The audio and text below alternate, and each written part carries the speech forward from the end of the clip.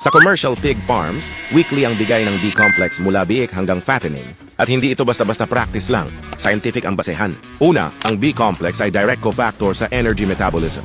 Ibig sabihin, mas mabilis ma-convert ang pagkain into muscle growth, mas mataas ang feed efficiency. Pangalawa, tumutulong ito sa production ng red blood cells. Sa mabilis lumaking baboy, kailangan ng mas malakas na daloy ng oxygen sa katawan para mabilis ang paglaki. Pangatlo, anti-stress vitamin ng B-complex. Kapag big, weaning stress. Pag growing, vaccination stress. Pag fattening, heat stress. Kapag mababa ang stress hormones, mas malakas ang kain at mas mabilis ang timbang. Pangapat, tumataas ang appetite signal sa utak kapag sapat ang vitamin B12 at B6. Kaya ginagamit ito ng commercial farms para siguradong hindi humihina ang pagkain ng biik hanggang katayan. Ito ang recommended weekly dosage guide na ginagamit ng maraming commercial operations. Isang beses kada linggo IM injection, mas mainam sa umaga para mas mabilis ang epekto. Ito ang reason kung bakit consistent ang laki sa commercial farms. Hindi magic, science-based nutrition at tamang vitamin support. Follow mo si Juan para sa mga piggery tips and guide na may scientific basis at di chismis lang.